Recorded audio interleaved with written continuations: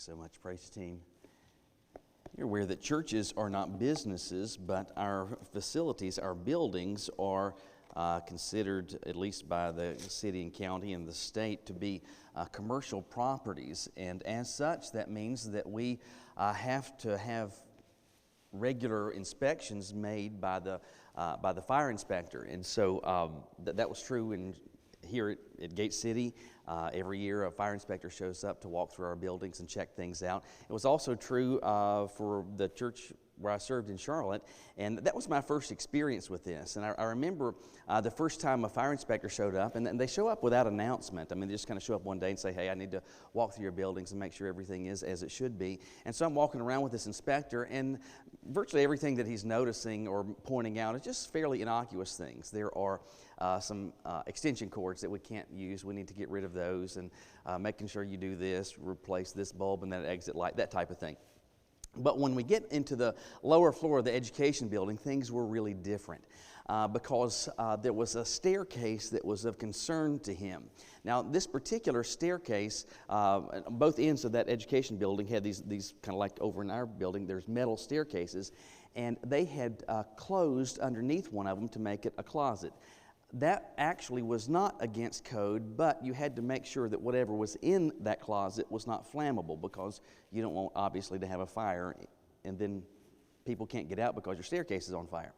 Anyway, this church had for years led these and conducted these projects in West Virginia, these building projects each summer where it would be helping to build a church, renovate a church, build a parsonage, do something like that to help some struggling churches in West Virginia.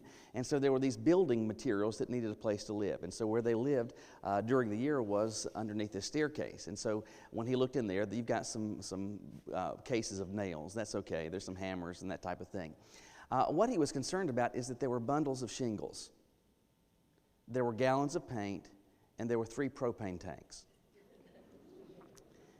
In case you're wondering, if a fire inspector finds 3 propane tanks underneath your staircase, bundles of shingles and gallons of paint, they're not going to be happy with you. And so he said, you need to get this out of here now.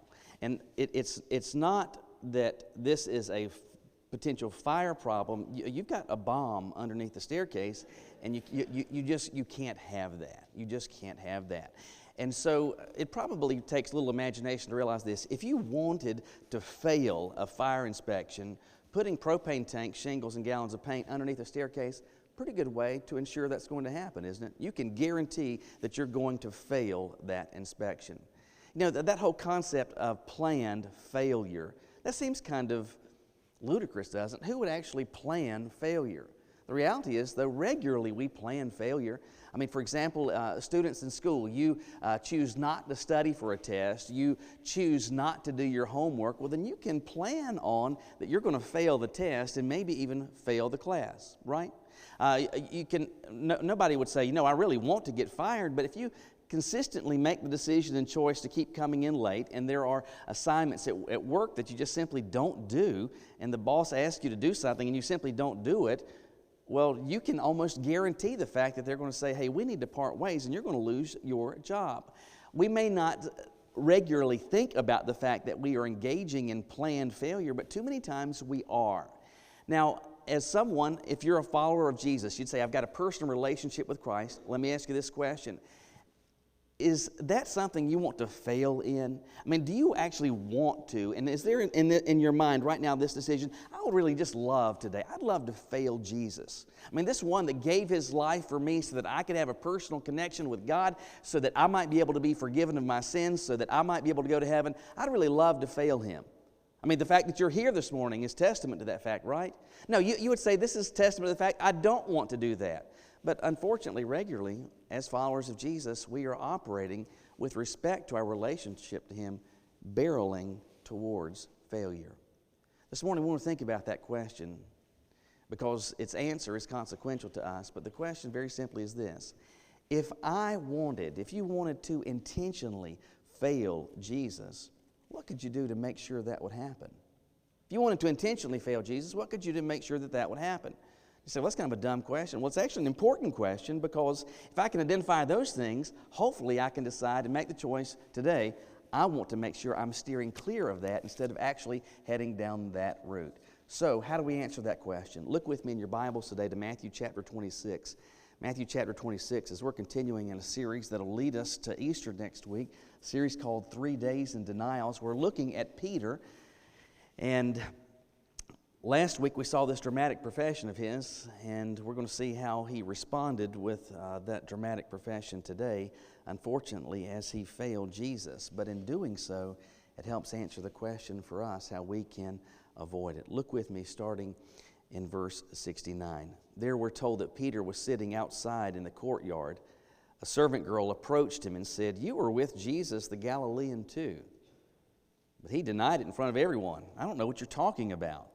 When he had gone out of the gateway, another woman saw him and told those who were there, "This man was with Jesus the Nazarene." And again he denied it with an oath, "I don't know the man." After a little while, those standing there approached and said to Peter, "You really are one of them. Even your accent gives you away." Then he started to curse and to swear with an oath, "I don't know the man." Immediately a rooster crowed, and Peter remembered the words Jesus had spoken, where he said, "Before the rooster crows, you will deny me 3 times." And he went out and wept bitterly. Of all the things that you can say about what Peter does here, I think we'd have to admit Peter fails Jesus on this night. But seeing how it happens to him might help inform us and answer the question, if I wanted to fail him, what would I do? And by recognizing that, hopefully choose not to do that. So what might guarantee failing Jesus? The first thing I would say, based on what we see here with Peter, is this: stumble and do not get up quickly. Stumble and do not get up quickly. Some of you could say, "Well, man, I did that this morning." Talking about something different here. It is Thursday night on the last week of Jesus' earthly life and ministry. The week started on what we celebrate today, Palm Sunday. He had had this dramatic entrance into Jerusalem. Crowds, in fact, the gospel writers tell us that Jerusalem shook with excitement.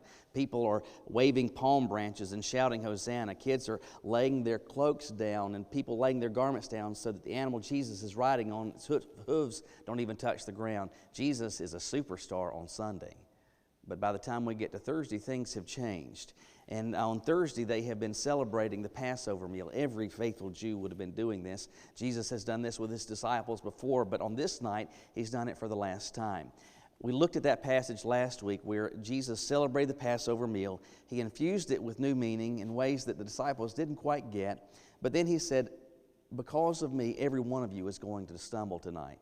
And we looked at what Peter said in response to that. He was like, "Fat chance, Jesus, that's not going to happen. Even if everybody else does, I'm not going to deny you. In fact, even if it costs me my life, I'm with you. I'm with you to the very end." And Jesus tells him, "Listen, before the rooster crows tomorrow, 3 times you will have denied me." Peter, hearing that, he doesn't argue, but you've got to think in his mind, he's thinking, I haven't seen Jesus be wrong about anything before, but maybe this is the first, because that's not going to happen to me. Jesus, at this point, he heads to Gethsemane, which is where when we finished the passage last week, that's where things head. And so Jesus goes to the disciples, except for Judas, who's going to consummate his betrayal. And so Jesus is with the 11. He's praying there in the garden, and the quiet, the solace, the serenity of that moment is interrupted by a gaggle of people showing up. You've got Judas with soldiers, with the religious leadership. They arrest Jesus. They take Jesus into custody. And at that point, there begins this series of just sham trials that are going to result in Jesus being crucified the next day. At this point, by the time we get to verse 69, Jesus is on trial before the Sanhedrin, this religious body. As that is going on, Jesus is in this facility, this room, this building, wherever it is that they are gathered, and Peter is apparently on the outside somewhere. How close he is, I don't know. The sense that I get in my mind is that he's hoping maybe to hear what's going on. Maybe, I don't know, he's curious, he's scared, he's just trying to figure all this stuff out. And as that is going on, it says that he's sitting outside in the courtyard. And this is how I imagine Peter. I imagine him sitting there kind of zoned out, because I think I would be, and just trying to figure out, how in the world did this happen? I mean, on Sunday, everybody was waving palm branches, and now he's arrested. On Sunday, people were saying, "Blessed is he who comes in the name of the Lord." And now they're talking about killing him. What was Judas? What's going on? Everything that I have known, everything that I had taken confidence in, all that seems to be shaking. And all of a sudden, we're told that this servant girl approaches him and says, "Hey, you were with Jesus too." And I just picture him looking up from almost a stunned daze. He's been checked out. And then he says, I don't even know what you're talking about. Well, was he with Jesus? Absolutely he was with Jesus. He's been with Jesus for 3 years. In fact, he was one of this group that had left and sacrificed so much to go and follow Jesus everywhere that he went. And they had been bathing in the pool of Jesus' wisdom and his insight and his teaching and his compassion and his miracles for 3 years. He has been fully vested. And even by his own admission, he had just told Jesus, not decades before, not years before, but just moments before, "Hey, I am with you even if it costs me my life." And now a girl says to him, "Weren't you with Jesus?" I don't even know what you're talking about. Well, at that point, we're said that he went out of the gateway. And so apparently he's been close to where Jesus was, and he's gotten a little further away. And at this point, another woman sees him, and she says, "Hey, this guy was with Jesus too." I mean, Jesus is in there being interrogated, questioned. He's experiencing this hearing. This is one of the guys that was with him also. In verse 72, we're told what? It says, "This time that Peter denies it with an oath." And so the thought is, at this point, I am not just simply saying, "I don't know." I promise you, I have no idea who Jesus is.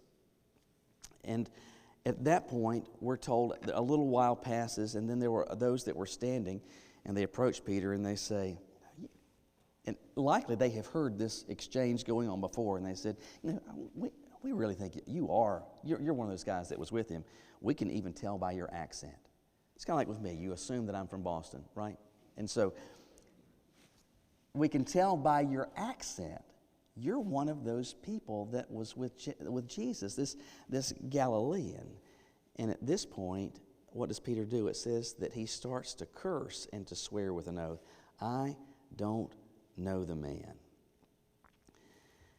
It is only at that point that you hear, at the end of verse 74, immediately a rooster crows, and all of a sudden the curtains are pulled back, the light shines, and all of a sudden it's as if Peter realizes, "Oh boy, look at what I've done." Now, hear me in this. I have no intent, no desire to beat on Peter this morning to suggest that somehow I am or you are, that we're better than him. What I want us to see is that Peter is just like me and he's just like you. In fact, he's probably better than me and better than you. This is a guy that has left so much and sacrificed so much to follow Jesus, and yet he is failing him. And I don't want to overstate the case, but can we not agree that this is a failure? It's a failure on the part of Peter. He's not just saying, I'm not willing, I'll back away from Jesus. I'll stop this whole ministry thing if that's what's required. He's saying, I don't even know who this guy is. He is completely removing himself from any association with Jesus by his statements that are growing in their fervor and in their clarity. He's saying, I have no idea who that guy even is. No association, no linkage whatsoever. Hopefully we can agree with the fact that is a failure. You say, well, I don't know necessarily that could happen to me. I don't know that it could happen to you. I don't know it could happen to folks in my family. We're followers of Jesus. I don't know exactly how we could fail him like this, but it's entirely possible, even this past week. Maybe it was with one of our students at school this past week. Maybe it was an employee that was having a conversation with someone in the break room over lunch. Maybe it was one where one of our seniors was engaging a waitress at a restaurant, but how it is that you responded, how it is that the manner in which you engaged in conversation, you were clearly representing yourself as someone that doesn't have a connection with Jesus. Maybe it was a stated denial, but maybe it was just operating in such a way it is so at odds with how Jesus would operate. It's so at odds with the teachings of Jesus that you are failing Him by effectively distancing yourself from Him and from His example. What I'm trying to say to you is that what Peter did, I could do. What Peter did, you could do. But the truth is, if you want to make sure that it happens, you want to ensure that it happens, will operate in ways where if you have an initial stumble, if you fall, wallow in it. Don't get up. Just stay right where you are.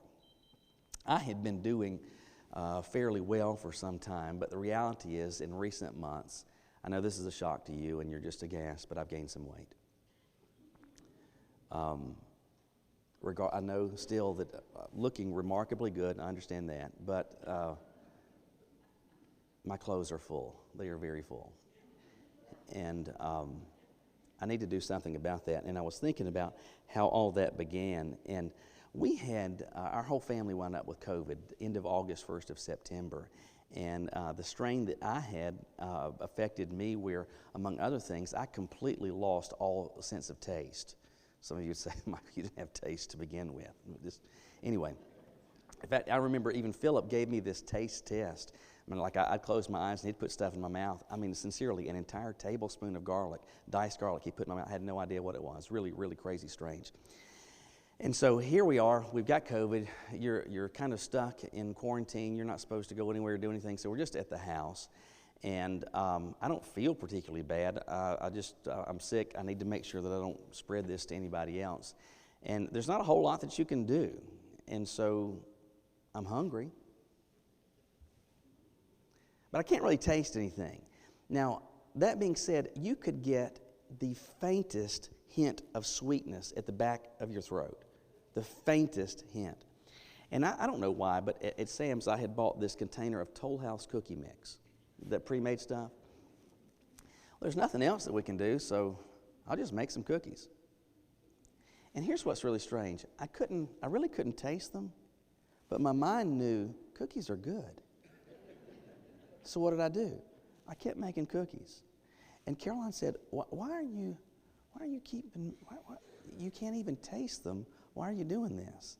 I said, I don't really know, but my mind knows that cookies are good, and so I kept making them. And so that was in the fall, and all of a sudden you hit Thanksgiving and you hit Christmas, and like you're making stuff at home, there's stuff at church, you get family together, and there's all this food around, especially so many sweets. And I love sweets. And so at this point I realized I've already had to loosen my belt a little bit, and there was a sense in which I was like, oh well. You know, at Thanksgiving and Christmas, it's not like, would you like a piece of pecan pie? It's like, we have pecan, we have pumpkin, we have sweet potato, we have cake. What would you like? Yes.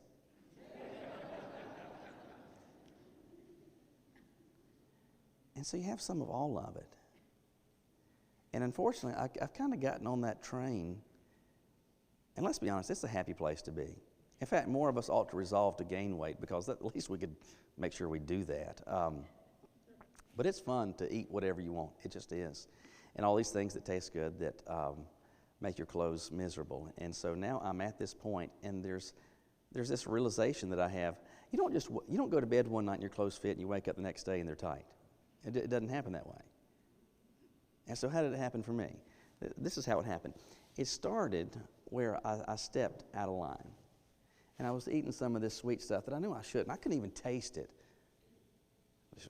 But my mind says that that's good, and so I kept eating that. We get to Thanksgiving. Oh, it's holidays, but I've already been eating these cookies. I've already gained a few pounds, so it's okay. By the time we get to Christmas, well, it's Christmas, and I've already been just kind of out of bounds anyway. I've already kind of been operating out of the lines, and what happens is that you finally get to a point you're like, well, I'm so far gone. You might as well enjoy it, right? Supersize. Yes. How did it happen? It happened because there was this initial step where I made a decision. I'm going to eat that which is not best for me, that's going to make me a little bigger. And once I've done that, that made the next step a little bit easier. And it made the next step a little bit easier. And it made the next step a little bit easier. That's why I had a milkshake last night. Why? Because of the step I took back then. What I want you to understand is, relative to dieting, if you stumble and don't get up quickly, very quickly, you're going to find yourself repeating that over and over and over and over again. This process happened on that night, not simply because Jesus said to Peter it was going to, but Jesus knew what was going to happen because He's God the Son. And Peter was a guy that initially had just a girl come up to him. This is not some adult. This is a child that says, hey, weren't you with Jesus? And he's like, no, I have no idea what you're even talking about. And then it doesn't happen just once. It happens twice. It happens 3 times. We're not even talking about in a span probably of 12 hours. Not even a whole night. 3 times this has happened. Why? I think in part because Peter stumbled and did not get up quickly. And that will ensure your failure. This rooster crows after Peter has denied Jesus 3 times because Peter stumbled. He failed and then didn't get back up and say, Lord, help me, forgive me. And when we choose not to do that, the next step comes more rapidly and far easier. If you want to ensure your failure of Jesus, well, stumble and do not get up quickly. But there's another thing you should do, and that's this. Embrace failure's growing intensity. Embrace failure's growing intensity. There are some small details in this passage you could easily overlook. What's adamantly or crystal clear from this is that there are 3 times where it is alleged of Peter that he has association with Jesus, and 3 times in the span of this one evening he denies what goes on. But pay attention to the detail of this. At first, this servant girl approaches Jesus and says, hey, you were with Jesus. And at this point, what does he do? He's like, I don't know what you're talking about. He feigns ignorance. I really don't know. But notice what happens the next time. He goes out of that courtyard area, past the gateway, and another woman sees him and says, hey, this guy here was with Jesus, the Nazarene. And look at his response. He doesn't simply say, I don't know the man, but it says that he denied it with an oath. What does that mean? If you deny something with an oath, you're essentially saying this. Listen, I promise you. I mean, I have no idea who this guy is. And so what he's trying to do is to make a statement and underline it. Put it in all caps, bold it. He is expressing with increasing clarity, I've got no association with him. And then it says, after a little while standing there, that there were those that approached and said, you really are one of them. Even your accent gives you away. But notice Peter's response in verse 74. It says, he started to curse and to swear with an oath, I don't know the man. Well, you don't have to have served in the Navy to kind of guess what's going on here with Peter. Add a few blankety blanks here and a few blankety blanks there, and that's kind of, well, you can get what Peter is saying to them. It's not just simply, I pledge to you that I have no awareness. I mean, he is using foul language to underscore, and as bold a way as he possibly can, I have no association with that guy. I don't know him, I have no interaction, I have no relationship, I have no association whatsoever with him.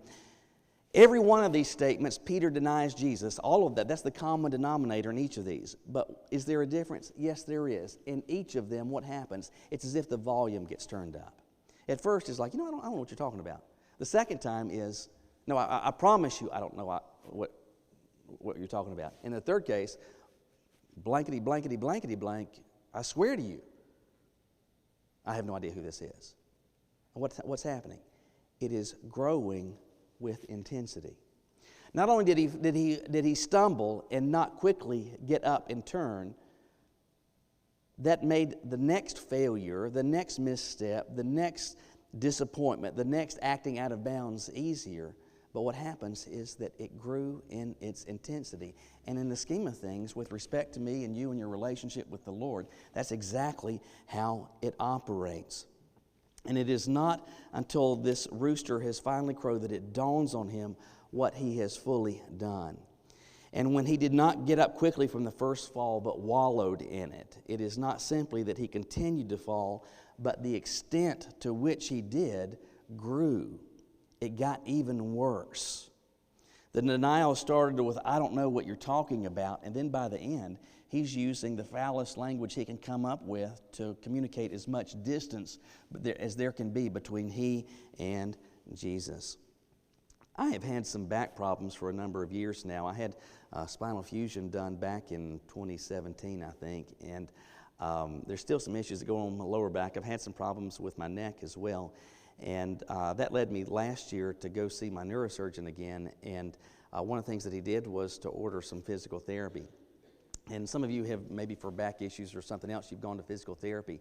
And one of the things that they did was, in addition to these exercises and these stretches that they had me doing, they connected me to a TENS unit. Are you familiar with those? A TENS unit is this electrical device where they take these stickers and apply them to various places that they want to stimulate with some low voltage electrical current. And the goal is that you send that current through those stickers that are connected to your skin, and it sends these electrical pulses into those muscles to cause them to relax. And if there's tightness, to loosen, and so that if there's pain, to hopefully decrease that. Anyway, I remember the first time that they connected me to this thing, and at first as they're doing that, you think they're getting ready to ask you a series of questions. Is this true? No, but so they've connected all these wires to me, and the guy starts, and all of a sudden, I felt like I was having a seizure. And I'm like this. And he said, oh, okay, I'm sorry. He said, let me turn that down. That's too much. That's too much. And so at that point, what he did was to start it off on a program where it begins, you just feel a little bit of twinge. And after a period of seconds, it gets a little bit stronger. By the end, we get to where we started, but I'm okay at this point. I mean, I don't feel like I'm riding some rodeo bull at this point, because what has happened? I've gotten used to it. It started off small, it got a little more intense, but I was able to deal with it because it happened gradually. Listen, that's exactly how our failure of the Lord and our failure in our relationship with Him works. It doesn't start typically by an absolute jump off the cliff. It happens by a step here, a step there, over time, and you finally, all of a sudden, the rooster crows and you are shocked at how far you've gotten away. And how did it happen? Well, you could have guaranteed it was going to happen. You really could have. Because when there is failure and you don't get up quickly and you wallow in it, the next step comes much easier. But as the next step comes, it tends to grow in its intensity. And initially, it may be that you just act like, or you feign some sort of disassociation with Jesus. You don't want necessarily for people to know that you've got a relationship with Jesus. But then it can grow to the point where you are acting like somebody that has never experienced a relationship with God, who is completely operating out of bounds and is living absolutely in a godless direction. It doesn't happen overnight. It happens incrementally. And if you embrace failure's growing intensity, you can guarantee it's going to happen. So what do you do? What do you do? So I don't want to ensure my failure of Jesus. I'd rather seek to operate where I'm ensuring that I stay in bounds and that I keep following. And what do I need to do? Well, I think the first thing that we need to do is this. You need to admit your weakness. I need to admit my weakness and realize I am subject to falling at any point. And I need to realize, if it could happen to somebody like Peter, it could absolutely happen to somebody like Michael. It could absolutely happen to somebody like you. And it's part of doing what Paul encouraged, where he says, let him who thinks he stands take heed lest he fall. Realize that you are a person of weakness. But then, make following Jesus a daily choice. Don't just decide, I made a decision to follow Jesus back then, and that's when I became a Christian. I believe that salvation happens once, but I believe the decision to follow Jesus is something that we make on a daily basis. I'm choosing today to follow Him, to follow His lead, to follow His example, to follow His standards, but then repent regularly and often.